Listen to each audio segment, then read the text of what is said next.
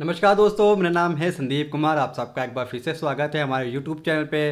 आज हम बात करने जा रहे हैं डेनमार्क के बारे में। पिछली बार मैंने भी डेनमार्क की वीडियो अपलोड की थी जिसमें मैंने बताया था प्रोसेस के बारे में और एलिजिबिलिटी के बारे में। तो बहुत सारे लोगों को कन्फ्यूज़न थी जिसकी वजह से लोग मुझे कमेंट्स करने लग गए थे। उन कमेंट्स को मैं थोड़ा इस वीडियो में आपको आंसर देने वाला हूँ।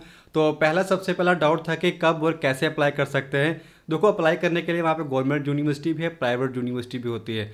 अगर आप गवर्नमेंट में अप्लाई कर रहे हैं तो एज ए स्टूडेंट वहाँ पे अप्लाई करना होता है। कोई भी एजेंट आपको गवर्नमेंट यूनिवर्सिटी में अप्लाई नहीं करवा सकता है, उसके कुछ पर्सनल रीज़न होते हैं। अगर आप पब्लिक में अप्लाई करते हैं, पब्लिक में as a agent as a student भी अप्लाई कर सकते हैं। तो वहाँ पे जो फीस होती है 5 से लेकर 6.5 लाख तक या 5 लाख तक भी आ जाती है फीस। वहाँ भी अप्लाई कर सकते हैं। और अप्लाई कब कर सकते हैं? फरवरी के मंथ में बहुत सारी एप्लीकेशन ओपन हो रही है, उसमें भी अप्लाई कर सकते हैं। कुछ यूनिवर्सिटी मार्च में ओपन होने वाली है, आप उसमें भी अप्लाई कर सकते हैं। तो मैंने जैसे बताया था कि वहाँ पे अप्लाई करने के लिए कुछ यूनिवर्सिटी में एप्लीकेशन फ्री होती है, कुछ में पेड भी होती है। तो आपने देखना है कि किस में अप्लाई करना है, क्या आपकी एलिजिबिलिटी है, उस आपने फुलफिल करके आपने वहाँ पे एप्लीकेशन देनी है। ये नहीं देखना कि आपके पास जो है वो अप्लाई कर दिया। आंख बंद करके अप्लाई नहीं करना है, पहले एलिजिबिलिटी क्राइटेरिया पढ़ना है, उसके बाद ही अप्लाई करना है। चाहे आप एजेंट हो, चाहे आप स्टूडेंट हो, चाहे आप मास्टर डिग्री के लिए जा रहे हो, चाहे आप स्पाउस वीज़ा के लिए अप्लाई कर रहे हैं। तो इन चीज़ों को जानना बहुत ज़रूरी है, तभी अप्लाई करें। क्योंकि पिछले साल डेनमार्क की एप्लीकेशन बहुत ही रिजेक्ट हुई थी।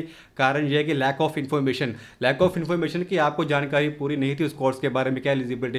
कुछ लोगों ने विदाउट एलएस अप्लाई किया था, कुछ लोगों ने एजेंट के सहारे अप्लाई किया था, कुछ लोगों ने फेक डॉक्यूमेंट लगा दिए थे। फेक डॉक्यूमेंट क्या होता है? LOR लगा दिया था, MOI लगा दिया। पहली बात तो यह है कि डेनमार्क में MOI से एडमिशन लेना ना के बराबर है। अगर आप कैम्ब्रिज में पढ़े हैं, ICAI में बोर्ड में पढ़े हैं, तो कुछ चांसेस है आपको विदाउट एडमिशन वहाँ पे मिल सकता है। अगर आपका एडमिशन वहाँ पे आ जाता है तो वीज़ा लेना बहुत ही आसान होता है। तो कुछ लोगों ने हमसे पूछा था, सर इंटरव्यू के बारे में बताइए, डेनमार्क के अगर यूनिवर्सिटी में अप्लाई करते हैं या एम्बेसी में। तो आपने इस बात का ध्यान रखना कि बहुत ही रेयर चांस होता है डेनमार्क के इंटरव्यू। अगर आप यूनिवर्सिटी में अप्लाई कर रहे हैं तो भी रेयर चांस है, अगर आप एम्बेसी में अप्लाई कर रहे हैं तो भी रेयर चांस है। अगर 100 लोगों ने अप्लाई किया है तो 10% लोगों को वहाँ पे बुला लिया जाता है इंटरव्यू के लिए।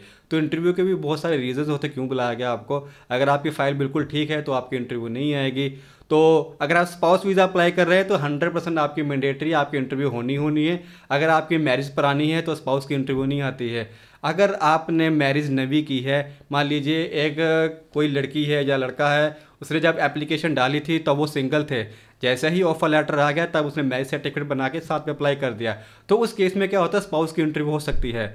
अगर आपका पासपोर्ट अपडेट है, आप दोनों का नाम उसमें अपडेट चढ़ा हुआ, मान लीजिए एक पासपोर्ट है उस पर हस्बैंड का नाम है, दूसरे पासपोर्ट पे वाइफ का नाम है, तो चांसेस कम हो जाते हैं स्पाउस की इंटरव्यू। तो आपने इस बात का ध्यान रखना है। स्पाउस की क्या क्वालिफिकेशन या रिक्वायरमेंट नहीं, आपका मैरिज सर्टिफिकेट होना चाहिए, पासपोर्ट अपडेट होने चाहिए। पासपोर्ट अपडेट नहीं है तो मैरिज सर्टिफिकेट से भी काम चल जाता है।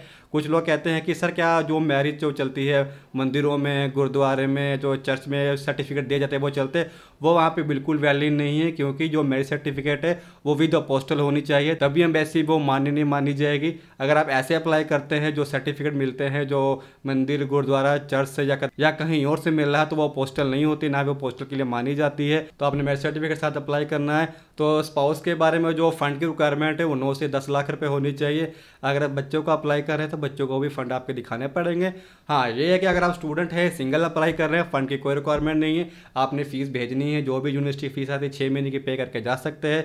कुछ लोगों का ये भी डाउट था जो कमेंट में पूछे गए थे कि वहाँ पे स्कॉलरशिप मिलती है। स्कॉलरशिप गवर्नमेंट यूनिवर्सिटी में मिल सकती है, जो पब्लिक यूनिवर्सिटी है वहाँ पे स्कॉलरशिप ना के बराबर मिलती है। अगर मिल भी जाती है तो 10 में से 5 स्टूडेंट को ही मिलती है। तो उसके लिए आपके पास प्रोफाइल अच्छी होनी चाहिए, जैसे 90% नंबर के आसपास आपके 12th में होने चाहिए। 12 जो आपका 10th है उसमें भी अच्छे परसेंटेज होने चाहिए, जो आइलेट्स है 6.5 बैंड से ऊपर होने चाहिए। तो आप स्कॉलरशिप के लिए एलिजिबल, स्कॉलरशिप मिल भी सकते हैं। अगर आप मास्टर के लिए अप्लाई कर रहे हैं स्कॉलरशिप तो आपके पास 7 या 6.5 बैंड होने चाहिए। तो अभी हम बात कर लेते हैं बजट के बारे में, जहाँ बजट कितना आ जाता है। अगर आप सिंगल स्टूडेंट अप्लाई कर रहे हैं 5.5 से लेकर 6 लाख तक यहाँ पे स्टडी वीज़ा आ जाता है, with tuition fees, application fees, embassy fees, insurance, document, apostle, PCC जो भी है, इंश्योरेंस का मिला के भी।